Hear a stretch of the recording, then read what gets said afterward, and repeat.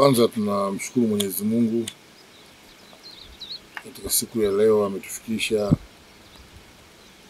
kwa malazi ya milele ya muasisi wa chama cha Democratic Party DP Mtanganyika, huyu marehemu Christopher Ruben Mtikila, ambaye ndio muasisi wetu, mwenyekiti wetu wa kwanza wa chama hiki, lakini pia ndio mgombea urais wa kwanza mwaka 2005. Mwaka 2020 tukawa na mgombea, na mimi ni mgombea wa tatu. Lakini vile vile ni mwenyekiti wa kwanza, tukawa na mwenyekiti wa pili, na mimi sasa mwenyekiti wa tatu.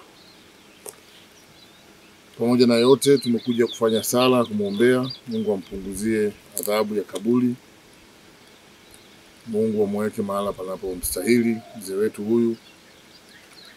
Mzee wetu alitambulika kama Mtanganyika, na sisi tumejifunga nira hiyo, lakini pia alijipambanua kama ni mtetezi wa haki za walalahoi.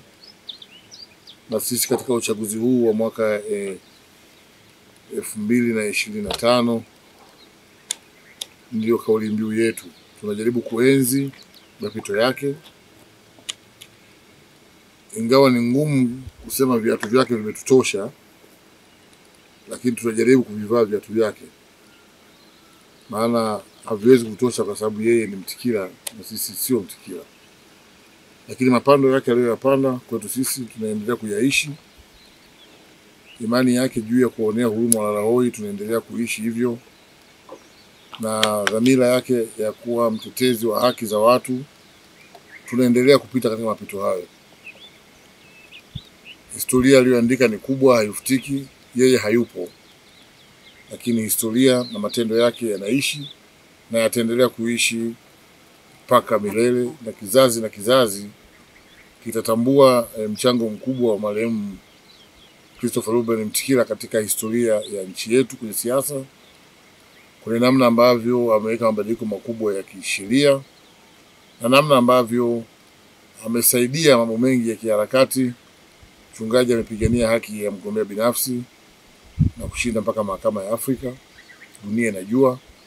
Lakini ndiye yeye ambaye alipigania pia haki ya kufanya mikutano ya hadhara na maandamano, na mahakama ikatafasiri vizuri, na ndio haki ambayo kila ukimsikia mwanasiasa anasema ni haki yetu kuandamana na kufanya mikutano, anarejea hukumu ya marehemu Christopher Mtikila, kesi yake ya mwaka 93 kama sikosei.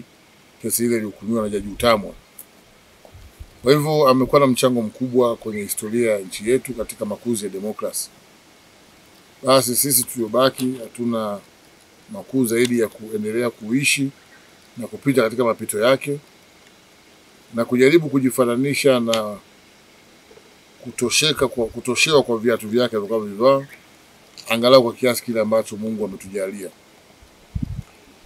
Tunamtakia makazi mema katika nyumba yake hii ya milele, na nawakilisha wana DP wote na Watanganyika wote na walalahoi wote, na tunaamini kabisa kwamba alipigania uwepo wa taifa la Tanganyika kama ilivyokuwa dhamira yake. Ipo siku moja taifa hilo litasimama na watu watamuenzi na kukumbuka kwamba huyu ndio alikuwa Mtanganyika namba moja, alikuwa Mtanganyika halisi. Mungu atubariki sisi, lakini pia ambariki na yeye mpendo wetu. Amen. Amen.